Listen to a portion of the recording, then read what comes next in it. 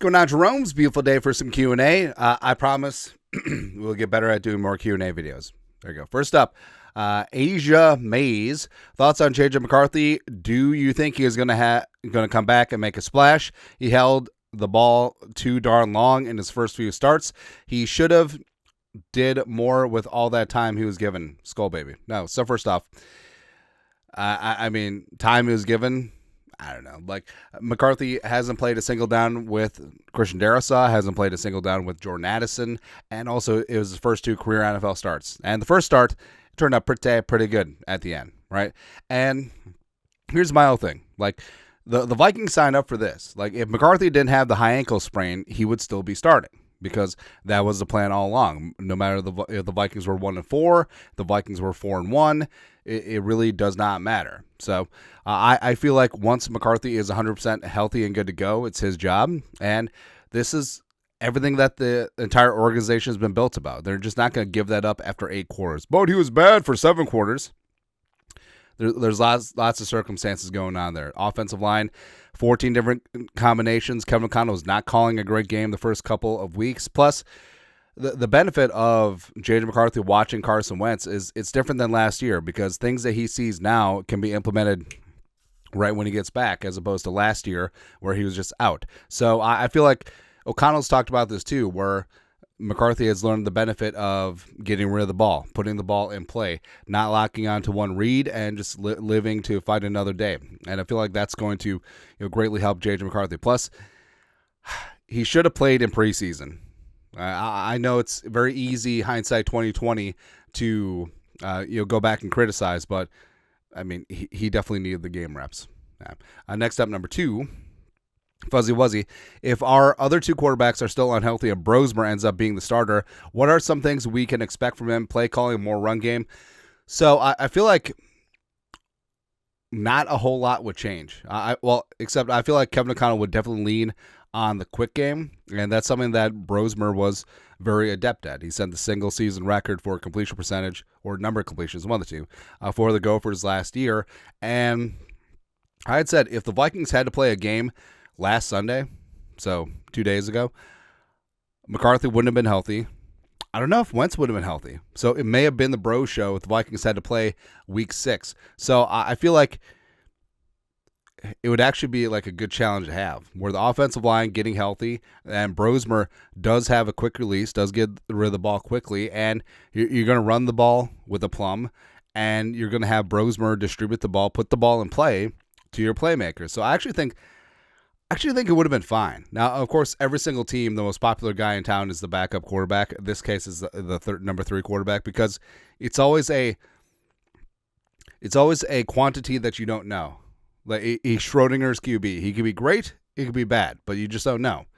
But Brosmer, I feel like we got something here. I feel like Brosmer will be a long-term backup in this league somewhere, and that has a lot of value. All right, so props to Quasi and scouting department for keeping Bro Show here. Speaking of props to the scouting department and Quasi, Jalen Redmond is looking really damn good this season. Question is, Matt Bailey, is Jalen Redmond a free agent after this year? And if so, what do you think the contract would look like for him? So, Redmond, he's slated to be a free agent, but he's going to be exclusive rights free agent in 2026. Now, that's basically team control, because essentially ERFA versus restricted free agent or unrestricted free agent. Restricted free agent is where you put the tender on a player, your first, second, original round tender. There's a right of refusal with the team, but other teams can bid. Exclusive rights free agent means it's just a team. So basically, the Vikings be like, this is what you're making, and Redmond's like, all right. So the Vikings do have control of him through 2026, essentially. But he's definitely earned himself some cash, right? And Redmond finishes a year strong. I could easily see the Vikings inking him up to a 2-3 year deal, because he's been a dog, man. He's been fantastic. We found the next Aaron Donald in the freaking XFL. It's good. John Matthews, how much worse would it need to get before we panic about Jordan Mason's fumbles? Well, fumbles, there's a bit of puck luck, there's a bit of fluke, and Mason hasn't really been known as a fumbler. But also, you look at the Vikings running backs last couple of years, you look at, Jones has turfed it. You look at Madison turfed it, Dalvin Cook. Like, is it a running back coach issue? It is Curtis Monkins. I don't know. Xavier Scott put one on the turf against the Browns, but it's something to monitor and something to stress. And hopefully the Vikings in individual drills are working on ball security with running backs. But I mean, it's paramount. Like the Vikings won, even though they lost the turnover battle against the Browns. You can't have that because that's not going to happen more often than not. But Mason still got a ton of faith, and frankly, when Aaron Jones returns, it should still be Mason as the bell cow. Plus, Xavier Scott should be involved too. Lastly, Derek Triple. What do you think would have happened if Daniel Jones joined the Ravens practice squad instead of the Vikings last year? Would he have stayed and made Baltimore more competitive right now? Nah. I feel like Daniel Jones, glad he's balling out because he's helping the Vikings in the compensatory pick area.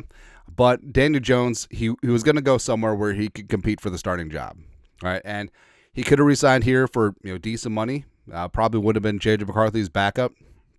But also, if J.J. McCarthy had gotten injured, he would have had this great opportunity. But also, he's leading the number one offense in the National Football League and seems like he's doing pretty damn good.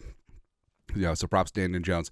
And with the Ravens, I don't think that he would have resigned with the Ravens to be Lamar Jackson's backup. As Lamar, MVP adjacent player, and well, he did get injured. So, but of course, Daniel Jones and his agent aren't clairvoyants. But I still feel like he would have left, and then the Ravens would have been in line for a nice little compensatory pick as opposed to the Vikings. But again, props to Daniel Jones. It's the Kevin O'Connell school of quarterbacks who can't throw good and want to learn how to do other stuff too. It's good, man. Anyways, that's it. Q&A for this beautiful day. You guys are the best. You know what to do. Skol, production value.